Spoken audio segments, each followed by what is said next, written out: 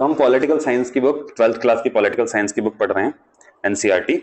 तो ये दो ध्रुवीयता का अंत हमारा फर्स्ट चैप्टर है, इसका ये पार्ट 3 रहेगा जिसके अंदर हम शॉक थेरेपी के बारे में समझेंगे। तो इसमें हम शॉक थेरेपी के शासन के बारे में समझने वाले हैं कि साम्यवादी शासन के बाद एक शॉक थेरेपी दी गई थी रूस को, सोवियत यूनियन को, यानी रूस के अंदर। तो किस तरह से चीजें वहां पर व्यवस्थित हुई इसके लेकर हम उसमें पढ़ने वाले हैं। तो शॉक थेरेपी, साम्यवादी शासन के बाद एक शॉक थेरेपी, ठीक है, यानी कि उपचार, आघात देकर उपचार करना। जैसे आपने देखा होगा कि जो डॉक्टर होते हैं वो करंट लगाकर भी इलाज करते हैं। तो साम्यवाद के पतन के बाद पूर्वी सोवियत संघ के गणराज्य जो थे एक सत्तावादी बन गए, एक सत्तावादी समाजवादी व्यवस्था से लोकतांत्रिक और पूंजीवादी व्यवस्था की तरफ जा रहे थे, ठीक है। तो अच्छा, ये मैप है, आप इस मैप को ध्यान से देखेंगे तो इसके अंदर आपको दिखाई देगा कि ये है रूस, ठीक है, और ये है Kazakhstan, Uzbekistan, Kyrgyzstan, Tajikistan, Turkmenistan, ठीक है। ये सारे के सारे देश है जो ये मध्य एशिया के देश माने जाएंगे। इसके अलावा ये सारे के सारे जो है वो पूर्वी एशिया के देश माने जाएंगे, ठीक है, जिसमें Belarus, Ukraine, Moldova, Romania, Bulgaria, Croatia, Slovakia और मॉन्ट्रिया, साइबेरिया, ठीक है, कोसवो, अल्बानिया, ये सारे देश जो थे, ये सारे के सारे जो हैं ये यूरोपीय देश हैं, और ये पूर्वी यूरोपीय देश हैं जो बाद में नाटो के अंदर शामिल होना चाहते थे।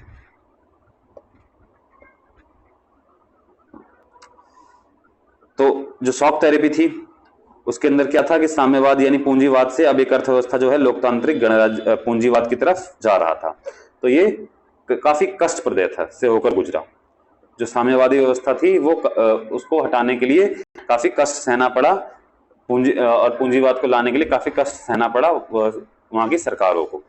तो रूस, मध्य एशिया के गणराज्य और पूर्वी यूरोप के देशों में पूंजीवाद की ओर संक्रमण का एक खास मॉडल अपनाया गया। ये बोला गया कि हम साम्यवादवादी से कैसे पूंजीवादी की तरफ जल्दी से पहुंच जाएं, तो उसके लिए एक खास तरह का मॉडल अपनाया गया। विश्व बैंक और अंतर्राष्ट्रीय मुद्रा कोष द्वारा निर्देशित इस मॉडल को शॉक थेरेपी कहा गया।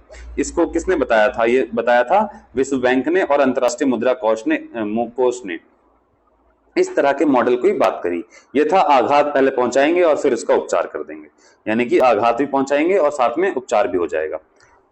भूतपूर्व दूसरी दुनिया के देशों में शॉक थेरेपी की गति और गहनता अलग अलग रही, लेकिन इस दिशा की और चरित्र बड़ी सीमा तक कैसे जैसे थे। तो हम इसमें समझेंगे कि किस तरह से शॉक थेरेपी से पूंजीवाद समाजवादी देशों के अंदर आया। तो हर देश को पूंजीवादी अर्थव्यवस्था की ओर मुड़ना था। तो हर देश जो था साम्यवादी तो था, लेकिन उसको पूंजीवाद की तरफ जाना था। इसका मतलब था सोवियत संघ के दौर की हर संरचना को पूरी तरीके से निजता पाना। तो यानी कि जो सोवियत संघ के समय में कोई भी चीज, ऐसी कंपनी बनाई गई थी, कोई भी ऐसी व्यवस्था बनाई गई थी, उसको छोड़कर हमें दो व्यवस्था पूंजीवादी देशों में बनी हुई है, जो पूंजीवादी देशों में चल रही है, उसको अपनाना था। तो शॉक थेरेपी के सर्वोपरि मान्यता थी कि मिल्कियत का सबसे अधिक प्रभाव जो है वो निजी व्यवस्था का, यानी कि प्राइवेटाइजेशन को महत्व देना था, प्राइवेटाइज करनी थी चीजों को। लेकिन सोवियत संघ के सत्ता समय पर ये सारी चीजें थी वो गवर्नमेंट के नियंत्रण में थी, सरकार के नियंत्रण में थी। तो स्वाभाविक होगा कि इसके अंतर्गत राज्य की संपदा का निजीकरण और व्यावसायिक स्वामित्व के ढांचे को तुरंत अपनाने की बात शामिल थी कि आपको क्या करना है, तुरंत ही निजीकरण कर देना है चीजों को, तुरंत ही कमर्शियलाइज कर देना है, लोगों को ज्यादा अधिकार देने हैं। तो सामूहिक फर्म को निजी फर्म में बदल दिया गया, यानी कि जो सरकार की कंपनी थी उसको तुरंत निजी कंपनी बना दिया गया और बदल गया, और पूंजीवादी पद्धति से खेती शुरू हुई, यानी कि पूंजीवादी तरीके से खेती शुरू हुई उत्पादन को बढ़ाने के लिए, ठीक है, अधिक से अधिक उत्पादन करना। पूंजीवाद का एक ही मकसद होता है, अधिक से अधिक लाभ कमाना, अधिक से अधिक उत्पादन करना। इस संक्रमण में राज्य नियंत्रित समाजवाद या पूंजीवाद के अतिरिक्त किसी भी अन्य विकल्प व्यवस्था, तीसरे रुख को मंजूर नहीं किया गया। किसी भी तीसरी चीजों को उन्होंने नहीं माना। उनका सिर्फ इतना मानना था कि भाई पूंजीवाद और पूंजीवाद, ये सब चाहते थे। विश्व बैंक, IMF की सिर्फ और सिर्फ पूंजीवाद ही आए।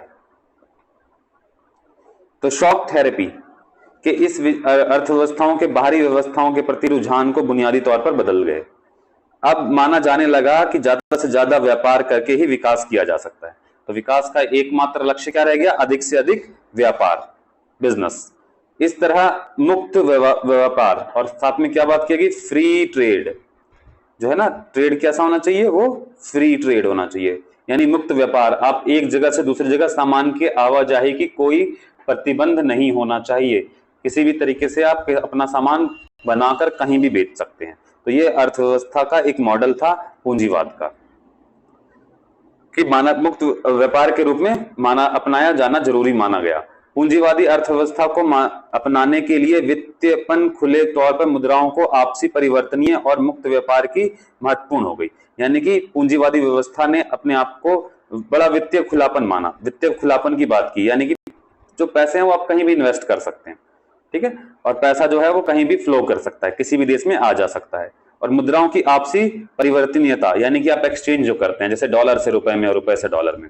और मुक्त व्यापार यानी फ्री ट्रेड। फ्री ट्रेड का मतलब ये नहीं कि फ्री में सामान देना, बिल्कुल नहीं।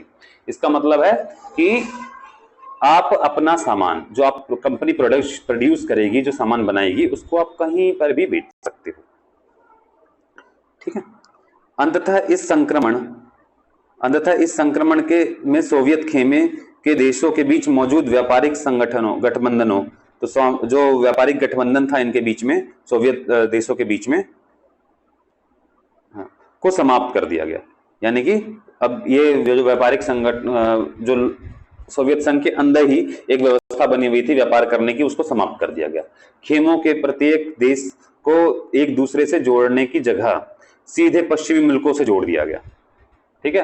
अब जो था बाकी देश को एक दूसरे से जोड़ने की जगह, यानी सोवियत जो पहले के देश थे, सोवियत यूनियन के जो पार्ट थे, उनको जोड़ने की जगह सभी सोवियत यूनियन के पुराने देशों को सीधे पश्चिमी मुल्कों से जोड़ दिया गया और उनसे कंपटीशन के लिए उतार दिया गया। इस तरह धीरे धीरे इन देशों को पश्चिमी अर्थतंत्र में समाहित कर लिया गया, और जो पूंजीवादी देश थे पश्चिम के, यूरोपीय पश्चिम के, उनके साथ इनको शामिल कर लिया गया, ठीक है। पश्चिमी दुनिया के पूंजीवादी देश अब नेता की भूमिका निभा रहे थे, और जो पश्चिमवादी देश थे वो चौधरी यानी कि सरपंच की तरह भूमिका निभा रहे थे, और वो अब नेता बन चुके थे।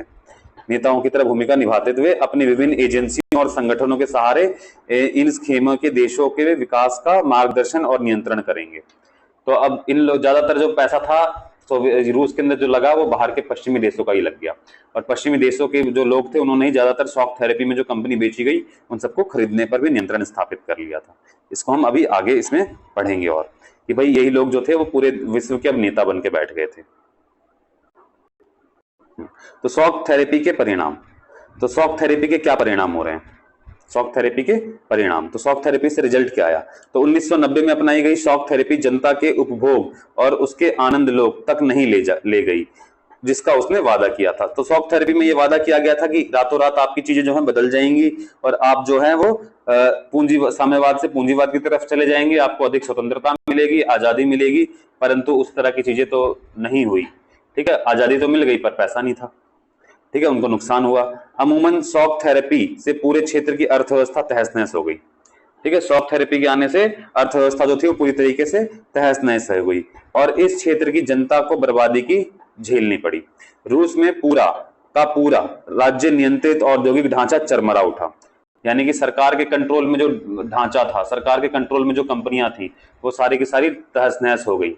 सरकार उतने अच्छे तरीके से रिजल्ट नहीं दे पाई। लगभग 90% उद्योगों को निजी कंपनियों के हाथ सौंप दिया गया था या फिर बेच दिया गया था। आर्थिक व्यवस्था के ये ढांचा जो था पुनर्निर्माण, जो कि सरकार द्वारा औद्योगिक निर्देश नीति के बजाय बाजार की ताकतें कर रही थी। अब क्या था कि सोवियत यूनियन के अंदर निर्देश जो थे वो सरकार से आते थे, लेकिन अब क्या था कि सारी ताकत जो थी वो प्राइवेट हाथों में दे दी गई थी। अब सभी नीतियां जो है प्राइवेट लोग बना रहे थे, तो इससे वहां की व्यवस्था जो है चरमरा गई। पहले सरकार कंट्रोल कर लिया करती थी कि हमें इस चीज की आवश्यकता नहीं है, इस चीज की आवश्यकता है, तो कंपनियां जो थी वो वही बनाती थी, और कंपनियों का उत्पादन होता था सरकार के लिए। लेकिन अब जो था वो निजी हाथों के लिए उत्पादन किया जा रहा था, निजी हाथों में कंपनियां थी, तो वो अपने तौर से जिसकी मांग ज्यादा हो, जिसकी ग्राहक ज्यादा हो, केवल वही चीजें बना रही थी। अब उन चीजों में कोई दिलचस्पी नहीं थी कंपनियों की, जो कि सामान्य नागरिकों के लिए या फिर जो समाजवादी साम्यवादी देश में जो हर व्यक्ति का ध्यान रखा जाता है उस तरह से बना रही है। तो वो अब जो कंपनियां थी वो केवल अपने मुनाफे के लिए काम कर रही थी। तो इससे क्या था कि वहां की जो रूस की जो अर्थव्यवस्था थी वो पूरी तरीके से चौपट हो चुकी थी। इसलिए यह कदम सभी उद्योगों को मटियामेट करने वाला साबित हो गया। यानी कि हर तरह का उद्योग जो था सोवियत संघ का वो पूरी तरीके से मिट्टी में मिल चुका था और वो खत्म हो चुका था। इसे इतिहास की सबसे बड़ी गैरेज सेल कहा जाता है।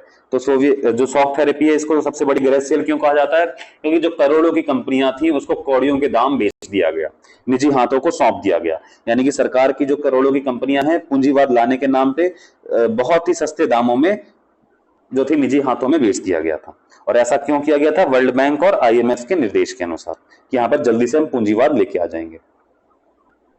ठीक है, इसे इतिहास की सबसे बड़ी गैराज सेल के नाम से जाना जाता है। इसको लेकर प्रश्न आ सकता है कि क्यों जाना जाता है। तो उसके अंदर बड़ी कंपनियों को, बहुत बड़ी बड़ी कंपनियों को कौड़ियों के दाम निजी हाथों में बेच दिया गया था, इसलिए कहते हैं इसको गैराज सेल। तो विश्व की सबसे बड़ी गैराज सेल है ये, क्योंकि महत्वपूर्ण उद्योगों की कीमत कम करके आंकी गई और उन्हें औने पौने दामों पर बेच दिया गया, इसलिए इसको गैराज सेल कहते हैं।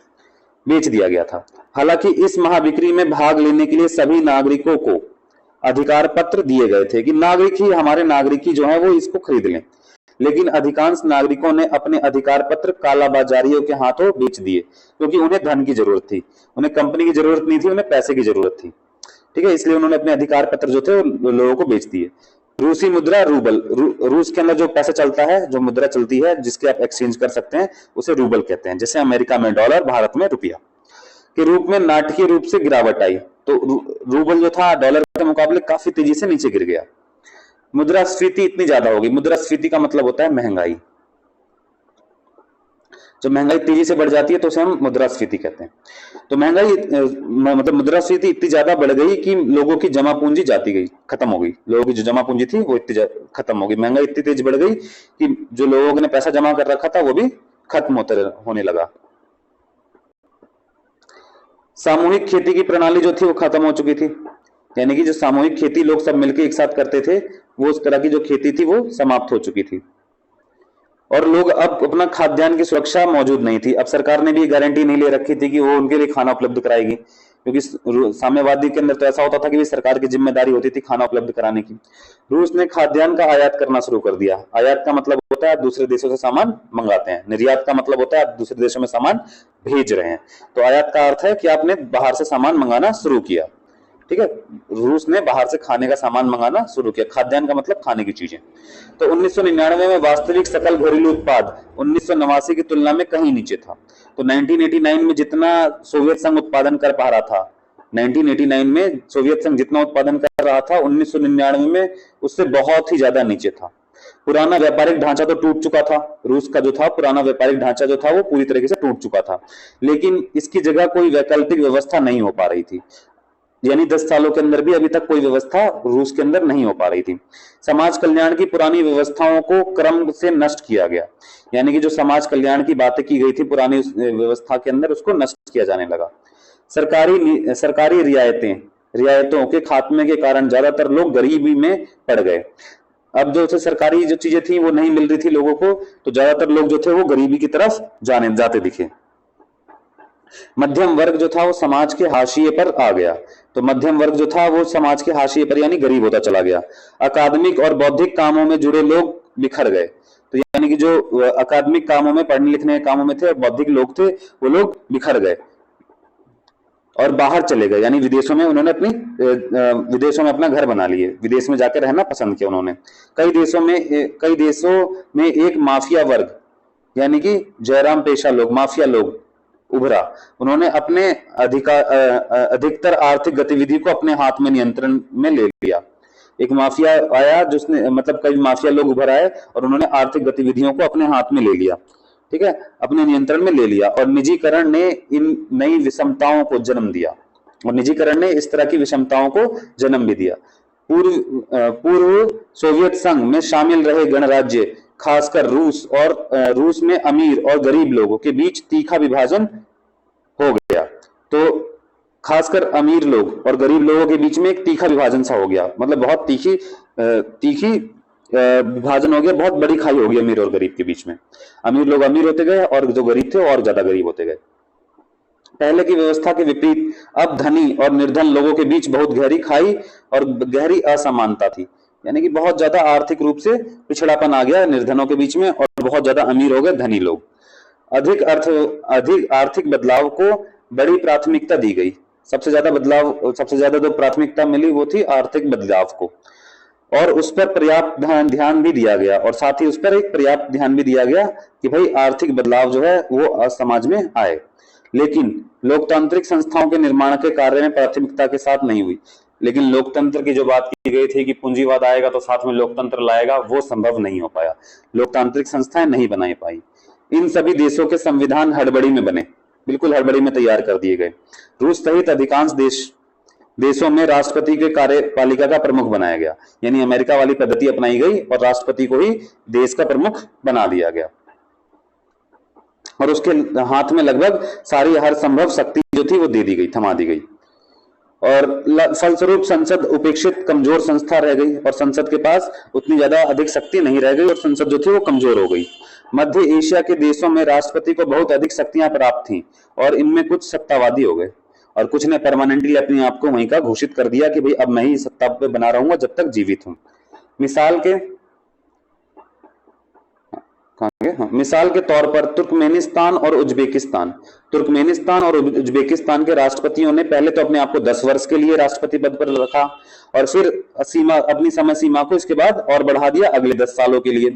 इन राष्ट्रपतियों ने अपने फैसले से असहमति और विरोध, जो इनके साथ असहमति और विरोध की थी, उसकी अनुमति नहीं दी।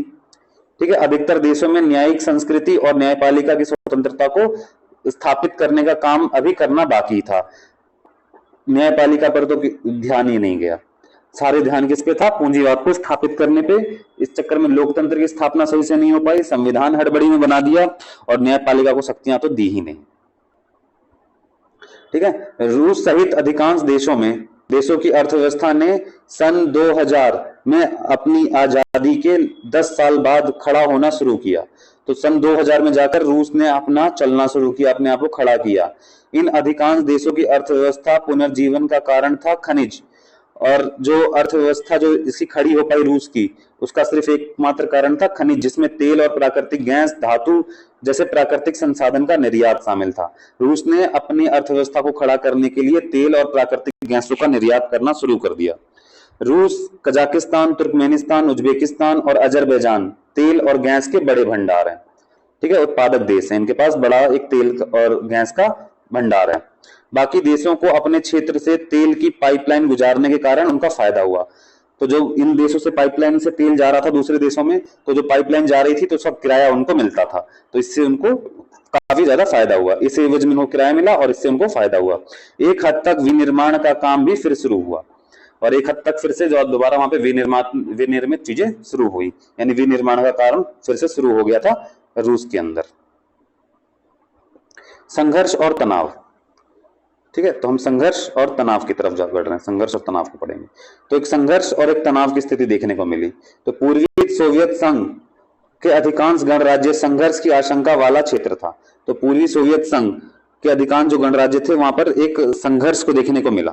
अनेक गणराज्यों ने गृह युद्ध और बगावत को झेला है। इसके साथ साथ इन देशों में बाहरी ताकतों का भी दखल बढ़ी है। इससे स्थिति और भी जटिल हुई। जैसे आप यूक्रेन और रूस का युद्ध देखते हैं, यूक्रेन चाहता है कि वो नाटो में शामिल हो जाए, और रशिया को इस बात का डर है कि उसके बगल में अमेरिका आ जाएगा, तो उसके अपनी सुरक्षा को लेकर खतरा है। रूस के 2 गणराज्य चेचन्या और दागिस्तान में हिंसक अलगाववादी आंदोलन चले। मॉस्को ने चेचन विद्रोह से निपटने के लिए जो तरीके अपनाए, जिससे कि गैर जिम्मेदाराना तरीके से सैन्य बमबारी की, उससे मानव अधिकार का व्यापक उल्लंघन हुआ। एक रूस के अंदर 2 गणराज्य थे, चेचनिया और दागिस्तान। तो ये 2 राज्य हैं रूस के।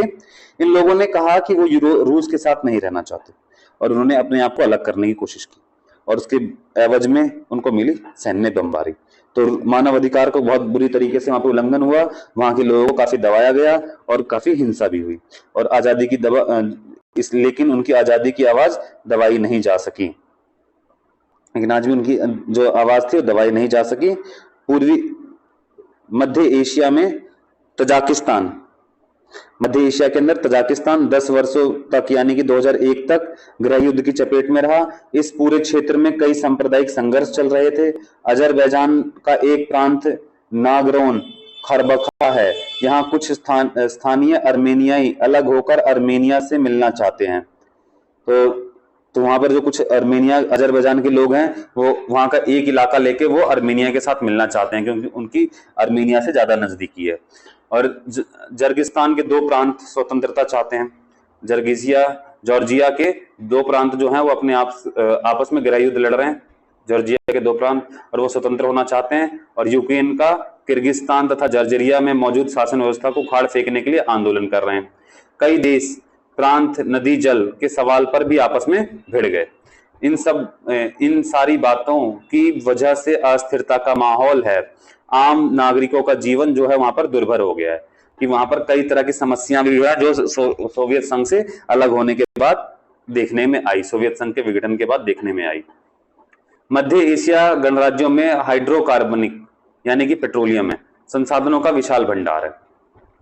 इससे इन गणराज्यों को आर्थिक लाभ तो हुआ है, लेकिन इसके कारण यह क्षेत्र बाहरी ताकतों, अब देखो तेल वो तो लोग निकाल नहीं पाएंगे, इसके लिए बाहरी ताकतों को आना पड़ेगा। अमेरिका की कंपनियां आएंगी और तेल कंपनियों की आपसी प्रतिस्पर्धा का वो अखाड़ा बन चुके हैं। अब तेल कंपनियां एक तो है नहीं, वो कई सारी तेल कंपनियां हैं। अब वो चाहते हैं कि हम भी तेल निकालें, दूसरी कंपनी चाहती है हम भी तेल निकालें।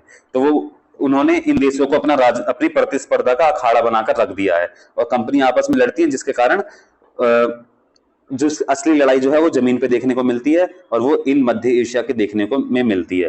कई बार तो यहाँ की सरकारों को उखाड़ देते हैं, रातों रात उखाड़ के हटा देते हैं, अपने फायदे के लिए कंपनियां ऐसा करती हैं। यह क्षेत्र जो है रूस, चीन और अफगानिस्तान से सटा है। तो ये क्षेत्र है वो रूस, चीन और अफगानिस्तान से सटा है, मतलब इन सबसे चिपक कर है तथा पश्चिम एशिया से नजदीक है। 11 सितंबर 2001 की घटना के बाद अमेरिका इस क्षेत्र पर अपना सैन्य ठिकाना बनाना चाहता था। तो 11 सितंबर 2001 को एक वर्ल्ड ट्रेड ऑर्गेनाइजेशन, इसकी एक बिल्डिंग थी, इस पर कुछ आतंकवादियों ने हमला किया एक हवाई जहाज के द्वारा। हवाई जहाज को पहले हाईजैक किया और फिर उसमें ले जाके भिड़ा दिया, ठीक है, जिससे कि टक्कर करवाई, जिससे कि वहां पर काफी लोग मारे गए अमेरिका में। तो अमेरिका ने इससे सबक लिया और मध्य एशिया के अंदर अपने सैन्य ठिकानों को बनाना चाहा। उसने किराए पर ठिकाने हासिल करने के लिए मध्य एशिया के राज्यों को भुगतान किया। अफगानिस्तान तथा इराक में युद्ध के दौरान इन क्षेत्रों का उसने अपने विमान को उड़ाने की अनुमति ली, ठीक है। युद्ध के दौरान इन क्षेत्रों में अपने विमानों को उड़ाने की अनुमति ली और रूस ने इन राज्यों को अपने निकटवर्ती विदेश मानता है और उससे मानना था कि इन राज्यों को रूस के प्रभाव में रहना चाहिए। और तेल और खनिज जैसे संसाधनों की मौजूदगी के कारण चीन के भी हित इस क्षेत्र से जुड़े हैं और चीनियों ने सीमावर्ती क्षेत्र में आकर व्यापार करना शुरू कर दिया है। अब देखो रूस ये कहता है कि ये मेरे पास के इलाके हैं तो इस पर मेरा नियंत्रण होना चाहिए, इनको मेरी बात माननी चाहिए। लेकिन अमेरिका ने भी अपनी सुरक्षा के लिए इन देशों के आसपास अपने सैन्य ठिकाने बनाने शुरू कर दिए और इराक के युद्ध के दौरान उसने हमला भी किया इराक पे। लेकिन साथ ही साथ अमेरिका ने हेल्प की चीन को कि वो रूस का विकल्प बन सके। अब जो था चीन जो है वो एक बड़ा प्लेयर बन चुका है, एक महाशक्ति के रूप में उभरा है और अब वो भी कहता है कि उसको भी अपना तेल व्यापार के अंदर हिस्सा चाहिए था। तो चीन भी इस मध्य एशिया के अंदर घुस जाता है। अब ये मुकाबला त्रिकोणीय हो जाता है रूस, चीन और अमेरिका को लेकर, ठीक है। पूर्वी क्षेत्र में चेकोस्लोवाकिया शांतिपूर्ण 2 भागों में बट गया। अब देखो चेकोस्लोवाकिया के भी लोग चाहते थे कि अलग अलग हो जाएं, तो उन्होंने अपने को शांतिपूर्ण तरीके से अलग कर लिया। एक बन गया चेक और एक बन गया स्लोवाकिया, नाम के 2 देश बन गए। लेकिन सबसे गहन संघर्ष बाल्कन क्षेत्र में गणराज्य यूगोस्लाविया में हुआ। सन 1991 में यूगोस्लाविया के कई प्रांत टूट गए, ठीक है, कई प्रांत जो थे उससे अलग हो गए और इसमें शामिल बेरनिया, हर्जोविनिया, स्लोवेनिया, क्रोएशिया ने अपने आप को स्वतंत्र घोषित कर दिया, अपना अलग ही देश बना लिया। यहाँ नाटो के हस्तक्षेप को करना पड़ा, यूगोस्लाविया पर बमबारी हुई और जातीय संघर्ष ने गृह युद्ध का रूप ले लिया। तो अब जो जातीय संघर्ष था वो अब गृह युद्ध के रूप में जाने लगा और आपसी में ही लोग लड़ पड़े। उज्बेकिस्तान में हिंदी हिंदुस्तानी फिल्मों की धूम। तो ये कुछ ये बता रहा है कि किस तरह से जो हिंदुस्तानी फिल्में थी, ठीक है, वो पूरी दुनिया में धूम मचा रही थी। और ये एक सांस्कृतिक रूप से संबंध बनाने का भी संबंध बनाने के लिए भी उपयोगी होता है। कि सोवियत संघ के विघटित हुए 7 साल बीत गए, लेकिन हिंदी फिल्मों के लिए उज्बेक लोगों को वही ललक मौजूद है। हिंदुस्तान में कई नई फिल्में रिलीज नहीं हुई कि चंद हफ्तों के भीतर उनकी पायरेटेड यानी कि कॉपीड सीडियां जो थी, कॉपियां जो थी, पायरेटेड कॉपियां यानी कि चुराई हुई कॉपियां। उज्बेकिस्तान के राजधानी ताशकंद, तो ताशकंद याद रखना, ताशकंद में भारत के प्रधानमंत्री का निधन भी हो गया था, उनको मार भी दिया गया था, ऐसा बोलते हैं, ठीक है, उनकी मौत हो गई थी वहां में, बिकने के लिए उपलब्ध हो जाती हैं। ताशकंद के एक बड़े बाजार के नजदीकी हिंदी फिल्मों की एक दुकान मोहम्मद शरीफ पत की है। मोहम्मद शरीफ पत अफगानी है और पाकिस्तान के सीमा प्रांत के शहर पेशावर से वीडियो मंगवाते हैं। उनका कहना है कि यहाँ हिंदी फिल्मों में बहुत तेरे दीवाने हैं। मैं तो चाहूंगा कि ताशकंद में 70% लोग इन फिल्मों को खरीदते हैं। हम लगभग रोजाना 100 सीडी बेच देते हैं और मैंने अभी तक 1000 और वीडियो का ऑर्डर दिया है। उज्बेक लोग मध्य एशियाई हैं, वे एशिया के अंग हैं, उनकी एक साझा संस्कृति है, इसी कारण वे लोग भारतीय फिल्मों को पसंद करते हैं। तो एक साझी संस्कृति होने के कारण वो अपने भारतीयों इस संस्कृति से जुड़ा हुआ पाते हैं। साझे इतिहास के बावजूद भारतीय फिल्मों और उनके हीरो के लिए उज्बेकी लोगों की दीवानी उज्बेकिस्तान निवासी अनेक भारतीयों को आश्चर्यचकित जान पड़ती है। तो भारतीयों के लिए बहुत आश्चर्य की बात होती है कि उज्बेकिस्तान के लोग जो हैं वो भारत की फिल्मों को कैसे देखते हैं। ताशकंद स्थित भारतीय दूतावास में अशोक शामर बताते हैं कि हम यह भी जानते हैं और स्थानीय अधिकारियों से मिलते हैं और काबीना मंत्री तक बातचीत में हमेशा इसका जिक्र करते हैं। इससे पता चलता है कि भारतीय फिल्म संस्कृति, गीत, खास तौर पर राज कपूर जो पुराने जमाने के फिल्मों के हीरो हैं, घर घर में जाने जाते हैं। यहाँ अधिकांश लोग जो हैं हिंदी गाना गा लेते हैं, अर्थ चाहे उनको मालूम ना हो, लेकिन वो उच्चारण सही होता है। वे संगीत भी पकड़ लेते हैं। मैंने पाया है कि मेरे सारे पड़ोसी हिंदी गीत बजाते हैं और गा लेते हैं। मैं जब उज्बेकिस्तान आया तो यह मेरे लिए सचमुच एक आश्चर्य की बात थी। ठीक है, ये बीबीसी की एक रिपोर्ट है।